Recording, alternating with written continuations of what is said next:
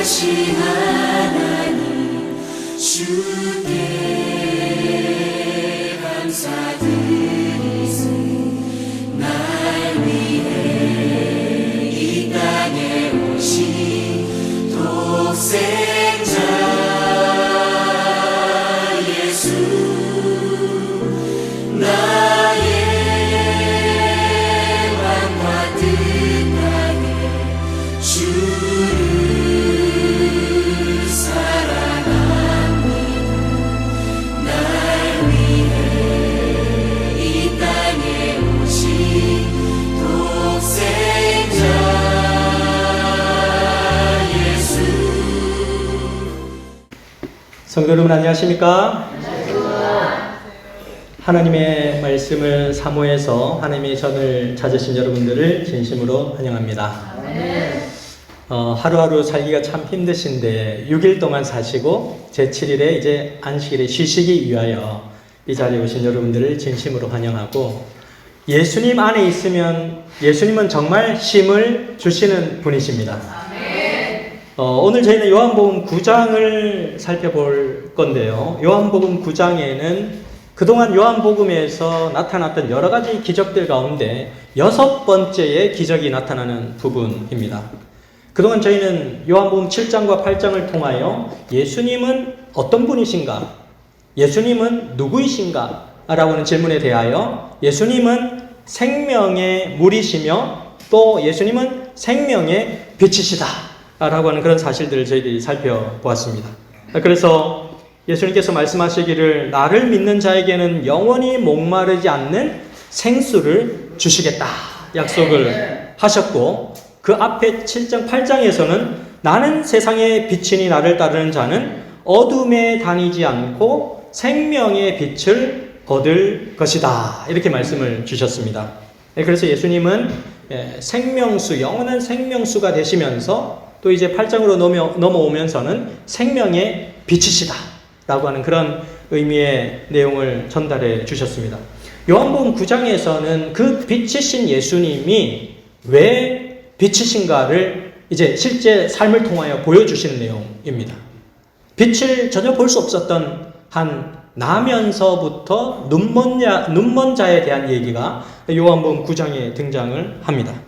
그리고 요한복음 8장에서는 가늠하다 현장에서 붙잡힌 한 여인의 모습을 보면서 그 여인의 삶을 온통 빛으로 환하게 밝혀주시는 예수님의 존재를 드러냈고, 그래서 예수님은 빛이시다라는 것을 증명했고, 이제 9장에서는 아예 앞을 볼 수 없는 나면서부터 깜깜한 어둠의 세계에 살던 한 맹인을 만나서 예수 그리스도가 왜 빛이신지, 왜 그가 예수 그리스도를 만나자 빛의 삶을 살게 되었는지를 보여주는 것이 요한복음 9장의 내용입니다.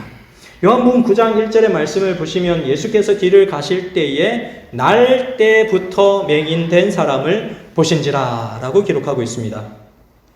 이 사람이 언제부터 맹인이 됐다고 얘기하고 있습니까? 날 때부터 맹인이 된 사람을 누가 보았다고요?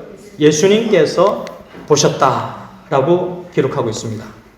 빛이 무엇인지, 환한 것이 무엇인지 전혀 알 수 없는 상태로 태어난 한 사람의 모습을 우리에게 보여줍니다. 빛을 모르는 삶은 얼마나 답답할까라고 하는 생각들을 해보게 됩니다.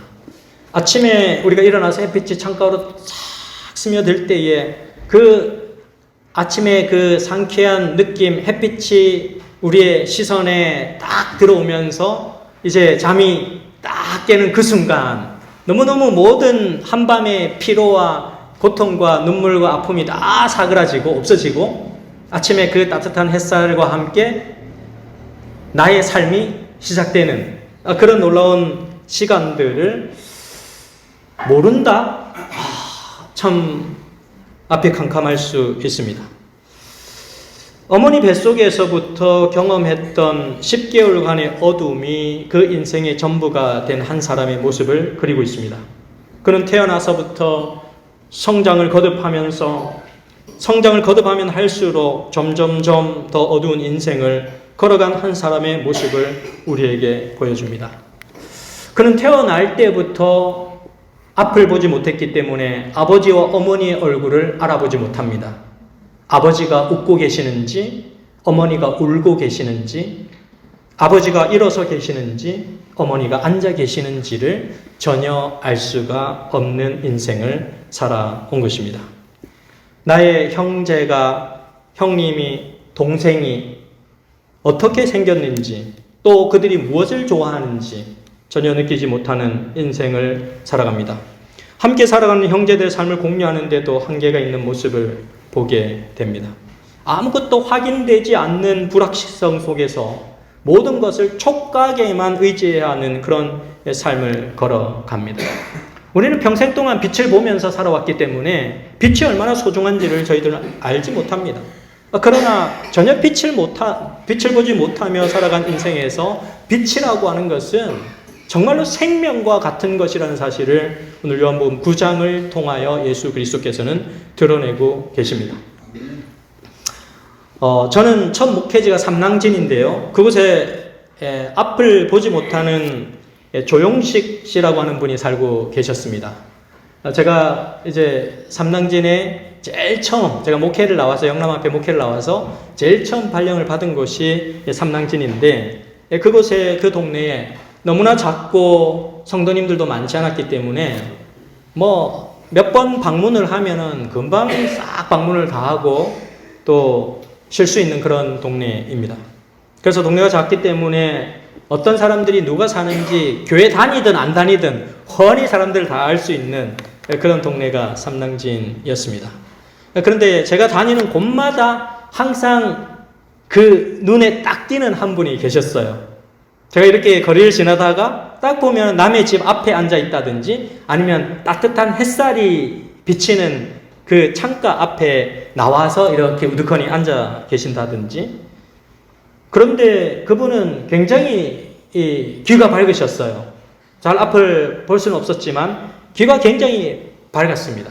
그래서 제가 이제 조영숙 씨를 이제 만나기 위해서 그 집을 방문하게 되면 제가 방 안으로 들어가기도 전에 밖에서 발자국 소리만 들려도 전도사님 오셨습니까? 이렇게 얘기를 해 주셨던 우리 조영식 선생님을 기억합니다. 그런데 방문을 가서 그 집 안으로 들어가 보면 얼마나 진동의 냄새가 나고 술 냄새가 나고 담배 꽁초들이 너부러져 있고 막 엉망진창이 되어 있습니다. 그 당시에 그분이 나이가 거의 한 60이 다 되어 가는 그런 시기에 살고 있었지만 혼자 사시고 계셨고 또 이제 친척들이 계셨지만은 돌보지 않았기 때문에 혼자서 살아가는 삶에 대한 어떤 외로움 때문에 술과 담배로 계속 시간을 불태우면서 살아갑니다. 그런데 배가 고파서 이제 먹을 것이 없으니까 이제 라면을 끓여 드시고서는 이제 냄비는 내동댕이 치고서는 이제 낮에도 이렇게 주무시는 거예요. 그런데 인생에 아무런 낙이라고는 낙을 찾아볼 수 없는 것 같은 그런 외로운 삶을 살고 계셨습니다. 그래서 제가 한 번씩 찾아가면은 얼마나 좋아하시는지 이제 말동무가 생긴 것입니다. 그래서 그 조영식 어르신께서 한번 말씀을 쏟아부으면은 30분, 40분, 1시간, 2시간, 계속해서 이제 본인이 살아온 삶의 얘기를 하시면서 그런 얘기를 하시는데 저희 교회 장로님들과 집사님들께서 반찬도 해서 갖다 드리고 방 청소도 해 드리면서 그분과 아주 가까워졌습니다. 제가 결혼하기 전에 이제 저희 삼낭진에서는 사택이 구비가 되지 않아서 그때 당시에는 이제 컨테이너 박스를 유년관으로 하나 갖다 놓고 그 유년관으로 쓰고 있었는데 그 컨테이너 박스의 유년관의 한 부분을 이제 전도사님 사택으로 만들어서 저에게 주셨습니다. 그래서 이제 저는 거기서 목회를 시작을 했는데 이제 한밤중에 이분이 가끔씩 찾아오셔요. 술이 잔뜩 되셔가지고 10시, 11시, 어떤 때는 12시, 어떤 때는 새벽 1시 이렇게 찾아와서 교회 문을 꽝꽝꽝 하면서 전도사님 문 좀 열어주세요 막 이렇게 얘기를 합니다. 그럼 한참 자다가 이게 무슨 소리지 하고 해서 탁 너 보면 이제 그 조영식 씨가 찾아와서 이제 문을 열어 달라고 합니다. 아주 고난 시간인데 이제 문을 열어드리고 들어오라고 말씀을 드리면 제 손을 꽉 붙잡고서는 한참 동안 인생을 살아오면서 힘들고 고통스럽고 억울하고 기분 나빴던 모든 일들을 다 쏟아내시는 것입니다. 신사 타령을 쫙 하시고서는 제가 한 30분에 듣다 보면은 조영식 씨 코를 골 골면서 주무시고 네, 그렇게 저희 전도사 방을 이제 신세를 지시고 가시고 이렇게 하셨던 기억들이 납니다. 이분께서 얼마나 그러한 외로움 속에 살아왔던지 예수님을 만나게 되니까 인생이 완전히 180도로 바뀌어져 버리더라고요. 그래서 그분을 위해서 손을 붙잡고 기도드리고 우리의 인생의 소망은 예수님입니다. 우리에게는 하늘의 소망이 있는데 우리 조영식 선생님께서 하늘에 가시면 결코 이 땅에서 이 억울함과 이 아픔과 이 육신의 모습으로 우리가 살지 않습니다. 하늘에서 예수 그리스도께서 우리를 완전히 이 땅에서의 삶을 변화시켜 주셔서 더 아름다운 삶을 살게 되신다는 말씀을 드렸고, 우리 이 조영식 선생님은 예수님을 개인의 구주로 영접을 하고 또 정말 맨 앞쪽에 예배를 드릴 때면 제일 앞쪽에 딱 앉으셔가지고 항상 안식일에도 제일 먼저 오셔서 예배를 드릴 때 아멘 아멘 하시면서 예배를 드렸던 그 조영식 선생님이 기억이 납니다. 예수님을 개인의 구주로 영접하고 침례를 받았을 때 얼마나 감격적이었는지 모릅니다. 그러나 그분이 가지고 있었던 그 외로움의 그 크기와 깊이와 그것은 정말 감당할 수 없는 무게의 모습이었습니다. 그래서 저는 이 요한복음 9장을 읽을 때마다 그분이 생각이 납니다. 본문 1절에서 8절 말씀을 보면 맹인이 하는 말은 단 한마디도 나오지 않아요. 그죠? 맹인이 뭐라고 얘기하는 내용은 요한복음 9장에 한마디도 나오지 않습니다. 그가 살아오면서 그에게 말을 걸어준 사람이 얼마나 되었을까? 그는 어떤 얘기를 사람들에게 하면서 살아왔을까? 그의 가족들조차도 외면했던 그의 삶은 얼마나 외롭고 공허했을까? 하는 생각들을 하면서 저희들이 이 말씀을 읽어보게 됩니다. 예수님께서 이제 그 길을 가실 때에 그 전의 내용은 가늠하다 붙잡혀온, 현장에서 붙잡혀온 여인에 대한 그 삶의 문제를 해결하고 예수님께서 오시는 길에 또 다른 어둠의 삶을 걸어가는, 종류는 다르지만 똑같은 어둠의 삶을 살아가고 있는 한 사람을 만나게 되었고, 그 만나는 과정 가운데서 제자들은 예수님께 이렇게 묻습니다. 9장 2절 말씀에 제자들이 물어 이르되 랍비여, 이 사람이 맹인으로 난 것이 누구의 죄로 인함이니까? 자기니까? 그의 부모니까? 라고 얘기합니다. 그랬더니 예수님께서 뭐라고 대답을 하셨습니까? 9장 3절에 예수께서 대답하시되 이 사람이나 그 부모의 죄로 인한 것이 아니라 그에게서 하나님이 하시는 일을 나타내고자 하심이라. 아멘. 제자들이 물어보았던 두 가지의 원인에 대해 분명하게 예수님께서 답변을 하시는데, 그 부모의 죄 때문도 아니고 그 맹인의 죄 때문도 아니다 라는 말씀을 하시고 있습니다. 예수님께서는 이 사람이 맹인이 되고 맹인의 삶을 살고 있는 원인에 대해서 말씀하시지 않는다는 사실을 우리는 주목해야 합니다. 이것 때문도 아니고 저것 때문도 아니라면 예수님께서는 무엇을 말씀하고 계시는가? 라고 하는 것을 요한은 밝혀주고 있습니다. 무엇을 얘기하고 있습니까? 원인에 대해서 얘기하는 것이 아니라 목적에 대해서 말씀하고 계십니다. 이 사람이 이렇게 된 원인이 무엇이냐라고 질문을 던졌는데, 제자들은 예수님은 그 원인이 이것 때문이다라고 말씀하시지 두 개 다 부정했어요. 부모의 죄도 아니고 이 사람의 죄도 아니다라고 부정하시고, 왜 이분이 하나님의 영광을 위하여 살아간다라는 그런 얘기를 하시고 계시는 것입니다. 예수께서 대답하시되 이 사람이나 그 부모의 죄로 인한 것이 아니라 그에게서 하나님이 하시는 일을 나타내고자 하심이다. 아멘. 제자들은 원인을 규명하려고 했지만 이 사람에 대한 삶의 목적이 무엇인지를 예수 그리스도께서는 말씀해 주십니다. 그리고 그가 얼마나 귀한 존재인지를 예수님께서 설명해 주시는 것입니다. 저희들이 저희들의 삶 가운데서도 내 자신에 대해서 그렇게 생각하며 살아갈 날들이 참 많았을 수 있습니다. 나는 왜 이랬을까? 나는 왜 이렇게 태어났을까? 나는 왜 이런 환경에서 살고 있을까? 나는 왜 이런 길을 걷고 있을까? 라는 여러 가지 생각들을 하게 됩니다. 그러나 하나님께서는 오늘 우리에게 내가 무엇 때문에 무슨 원인으로 그렇게 살아갔느냐가 아니라 너는 지금 이 길을 걷고 있는 것은 어떠한 목적을 위해서 너는 살아가고 있다 라는 말씀을 예수 그리스도께서 하시고 계십니다. 저는 나이가 한 18, 19 정도가 되었을 때 어렸을 때 이제 건강하게 아주 축구, 야구, 운동을 좋아해가지고 굉장히 운동을 어떤 운동이든지 다 좋아를 했습니다.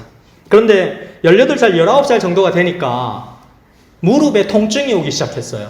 무릎에 통증이 오기 시작했는데 가만히 앉아있으면 괜찮은데 앉았다가 일어서거나 쪼그리고 앉는 그런 포즈를 취하면 통증이 너무너무 심한, 그러면서 이제 앉았다 일어섰다 앉았다 하니까는 무릎에서 뚝뚝뚝 하는 소리가 나더니 나중엔 굉장한 통증이 이르러 왔습니다. 그래서 병원에 가서 엑스레이를 찍어봤더니 제가 20살도 되기 전에 퇴행성 관절염이라는 것입니다.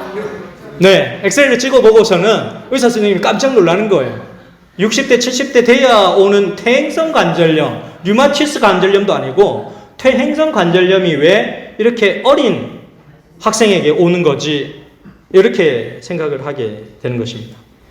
20살의 젊은 청년이 된 저에게는 굉장한 큰 고민거리 가운데 하나였고, 또한 저는 축구 같은 것을 너무 좋아했기 때문에 또한 아침에 축구를 하기 시작하면 저녁에 밤이 져야지 이제 집으로 들어올 만큼 축구 같은 운동을 좋아했습니다.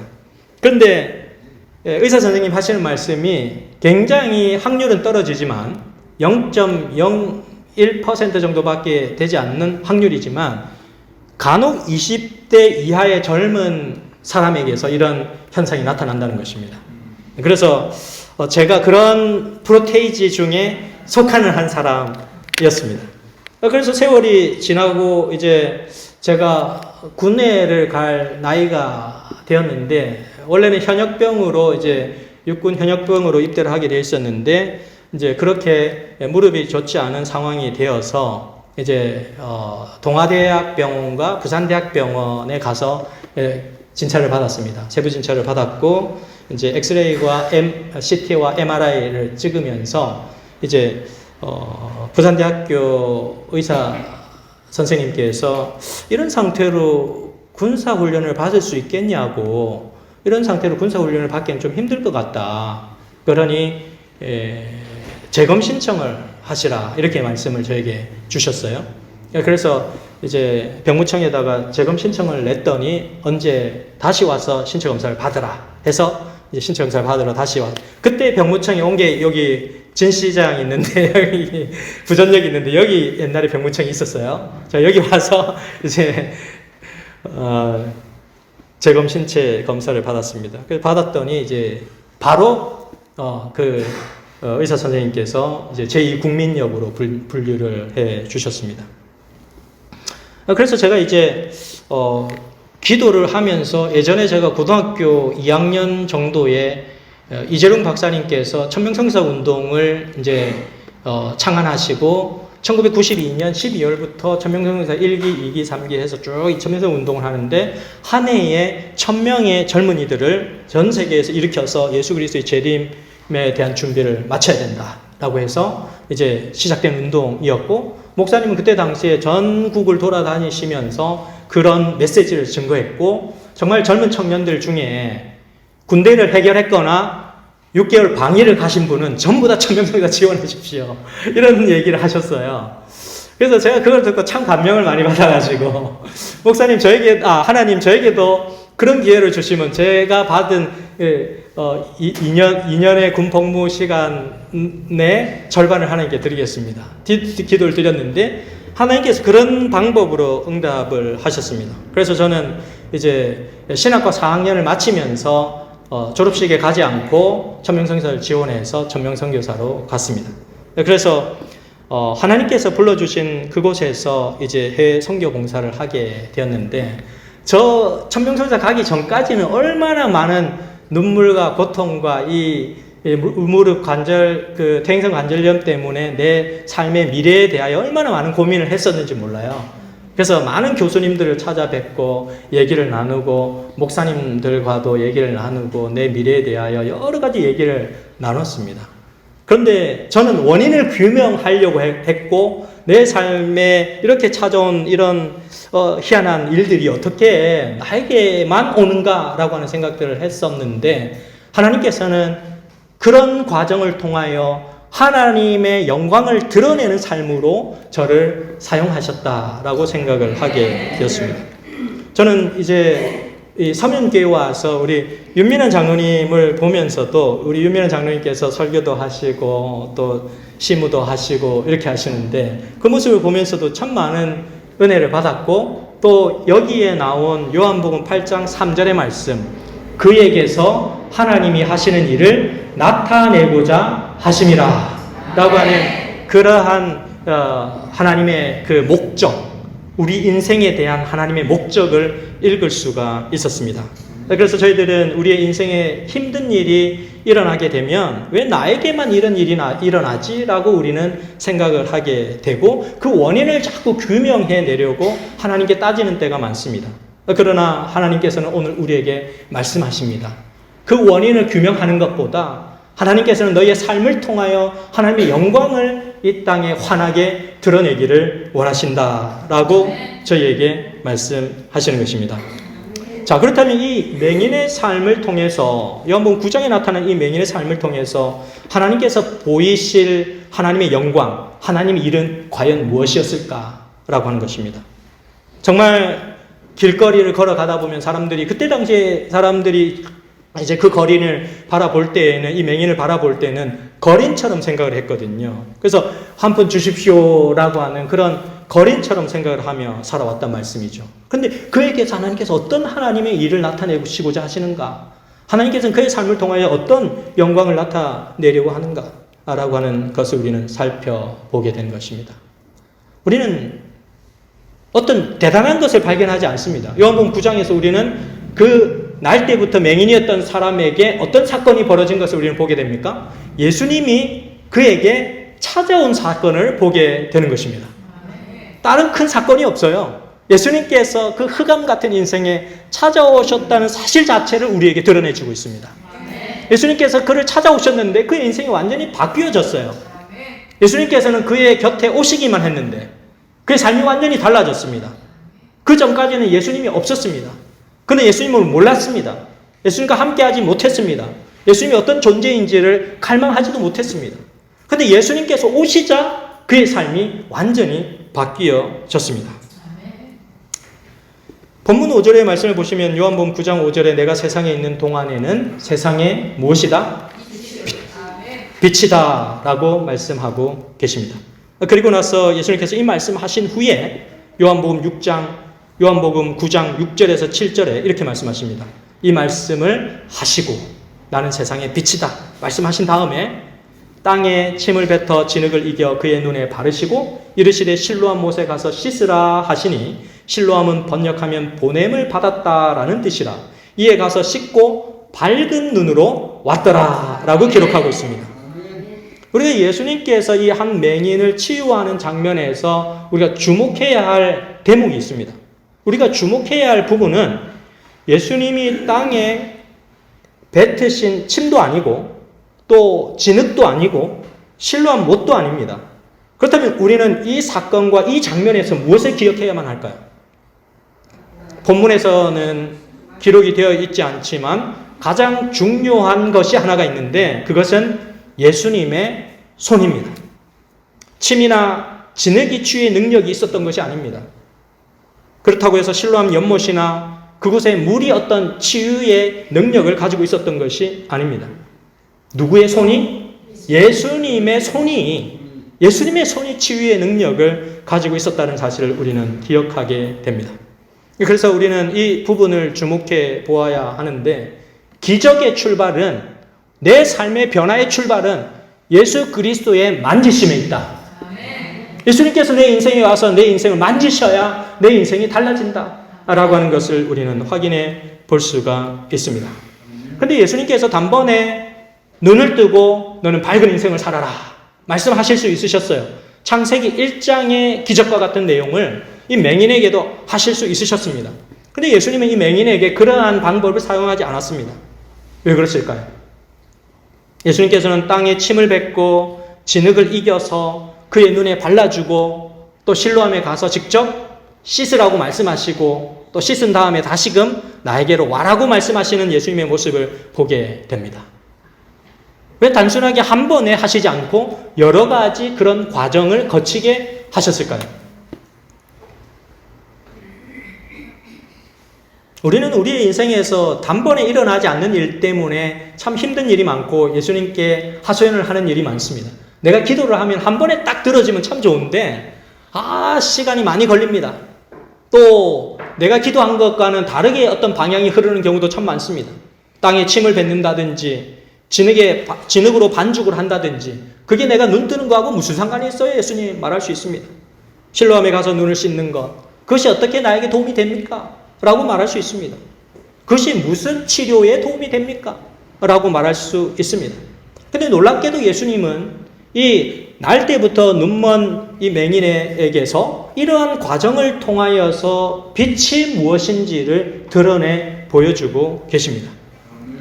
이스라엘 왕 히스기야가 병들었을 때 하나님의 선지자는 그 왕이 반드시 죽게 될 것이다 라고 하는 그런 예언을 하였습니다. 그래서 그 예언을 듣고서는 히스기야가 잠을 못 잡니다. 잠을 자지 못하고 이제 내가 곧 얼마 되지 않아서 죽는다니 이게 무슨 날벼락인가 라고 하면서 히스기야 왕이 하나님께 간절히 기도합니다. 하나님 제 목숨을 살려주십시오. 잠시만 제 인생을 다시 뒤로 돌이켜서 해를 뒤로 돌아가게 하셔서 시간을 거꾸로 가게 해주신다면 제가 하나님의 영광을 위해서 살겠습니다. 하나님께서 그에게 몇 년을 더 연장해 주셨어요? 15년의 시간을 더 살게 해 주셨습니다. 근데 이때도 하나님께서 히스기야의 질병을 낫게 하는 방법이 특이합니다. 한 번에 그냥 너 나아라 해서 그냥 나을 수도 있습니다. 그런데 하나님께서는 이사야 선지자를 통하여서 그에게 특별한 치료 방법과 과정을 거쳐가는데 그 방법이 무엇이었는지 아십니까? 이사야 38장 21절 말씀을 보시면 이사야가 이르기를 한 뭉치 무화과를 가져다가 종처에 붙이면 왕이 나으리라 라고 말씀하고 있습니다. 히스기야 왕이 회복되어서 생명을 연장받은 것은 한 뭉치 이 무화과 때문이 아니었습니다. 무화과 열매에 무슨 효력이 있었던 것이 아닙니다. 히스기야 왕을 병에서 회복시킨 것은 하나님의 능력이었습니다. 그가 하나님을 구했고 하나님의 능력을 간구했기 때문에 그의 질병이 완전히 사라진 것입니다. 그래서 결국 예수님을 믿고 순종하면 우리의 삶에 변화가 온다는 사실을 우리는 분명하게 확인해 볼 수가 있습니다. 왜 그렇습니까? 예수님께서 빛이시기 때문입니다. 요한복음 9장에 나타난 맹인처럼 우리도 우리의 매 삶의 단계마다 하나님께서 놓으신 징검다리와 하나님께서 놓으신 믿음의 단계가 여러분 각자에게 있습니다. 그 과정은 그 누구도 모르지만 하나님과 여러분 사이에 쳐져진 믿음의 단계입니다. 지금 내가 그 믿음의 단계를 밟고 있을 때는 그 끝이 안 보이기 때문에 하나님 왜 그렇죠? 고개를 갸우뚱하면서 그 길을 걸어갈 수 있습니다. 그러나 여러분들께서 한 발짝 한 발짝 꾸준하게 그분의 인도하심과 그분의 능력을 믿고 그 길을 걸어갈 때에 하나님께서 약속하신 능력의 약속을 예수 그리스도께서 주시리라 확신합니다. 사도 바울이 다메섹으로 가는 길에서 부활하신 예수님을 만난 뒤에 그의 눈이 멀게 됐습니다. 예수님을 만났는데 그의 눈은 멀게 됐어요. 예수님을 만났는데 그는 고통스러운 삶을 살게 되었습니다. 앞이 전혀 보이지 않는 인생을 살게 되었습니다. 그런데 그가 앞이 보이지 않자 그는 금식 기도를 하면서 하나님께 부르짖었습니다. 그런데 금식 기도를 했을 때 하나님께서 바로 눈이 뜨게 해 주실 수도 있으셨습니다. 그런데 그 금식 기도를 했을 때 바로 눈이 뜨여지지 않았습니다. 그죠? 그는 3일간 금식 기도를 하면서 하나님께 간절히 회개와 통곡의 시간을 보내면서 하나님 앞에 회심의 시간들을 갖습니다. 그런데 그렇다고 해서 그 과정을 통하여 또한 눈이 다시 돌아온 것도 아니었습니다. 하나님께서는 더 다른 과정과 계획을 가지고 계셨는데, 직가라 하는 곳에 아나니아라고 하는 사람이 있는데 그를 찾아가서 만나서 그의 안수 기도를 받으라라고 하는 그런 음성을 주십니다. 사도 바울에게는 참 시련의 기간일지 모릅니다. 그 시간들이. 지금 당장 하나님께서 눈에 보이게 해주시면 좋은데 그게 보이지 않기 때문에 나에게는 고통스러운 일입니다.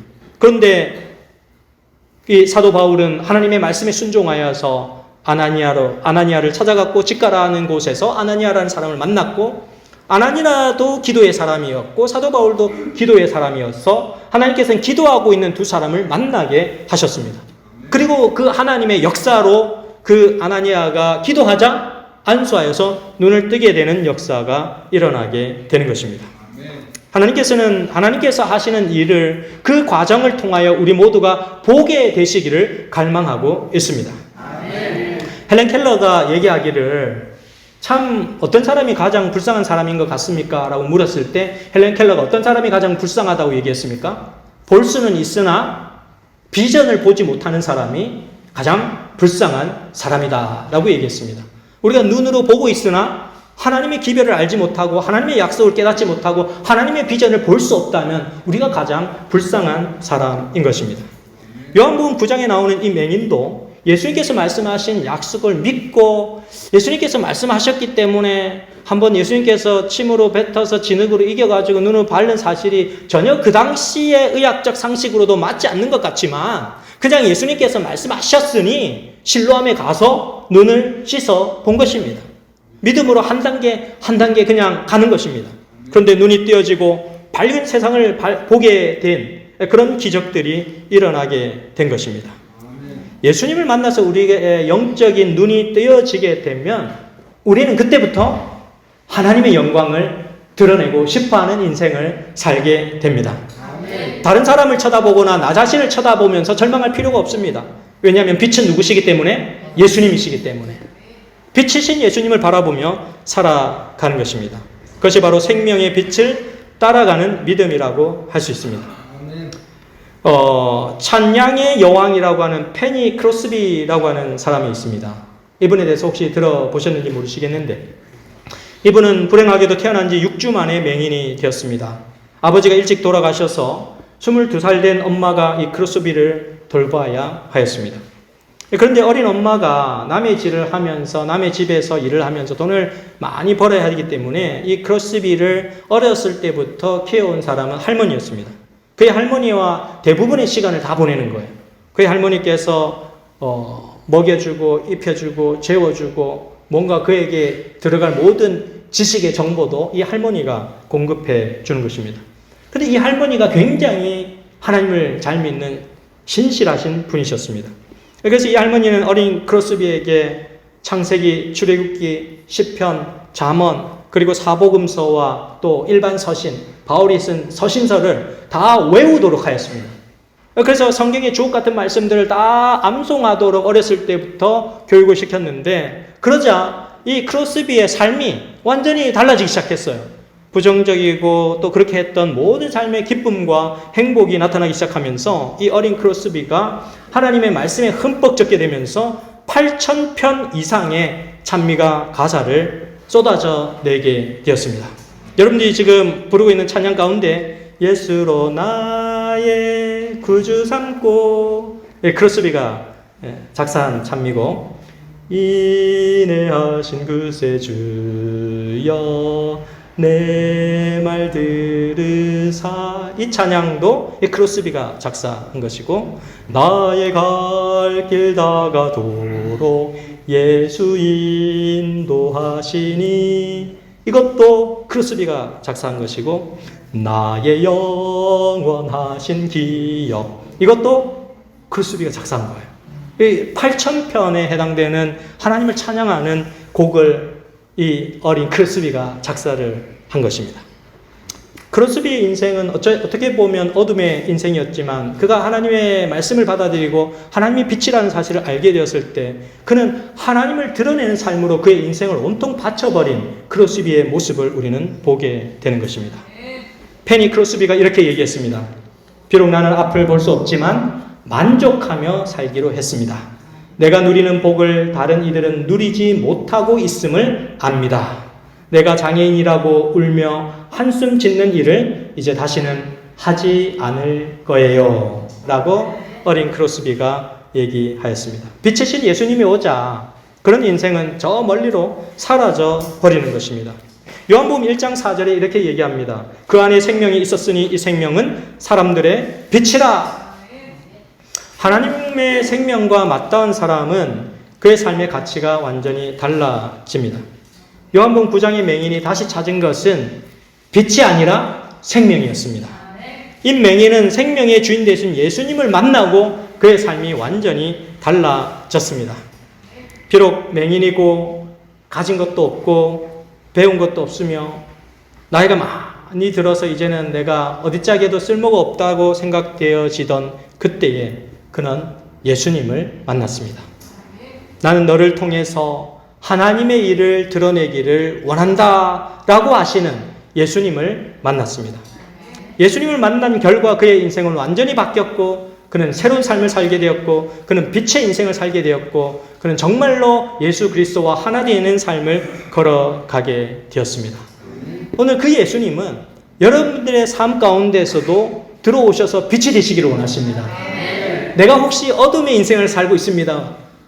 제가 너무 요즘 힘들고 어둠이 잔뜩 깔려 있습니다. 이러시면 예수님을 모시게 되시기를 간절히 바랍니다. 빛의 신 예수님만이 여러분들의 삶을 환하게 비추어 주실 수 있습니다.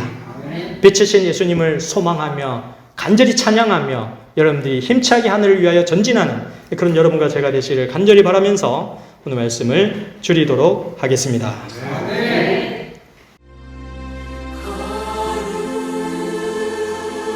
거룩하신 하나님 주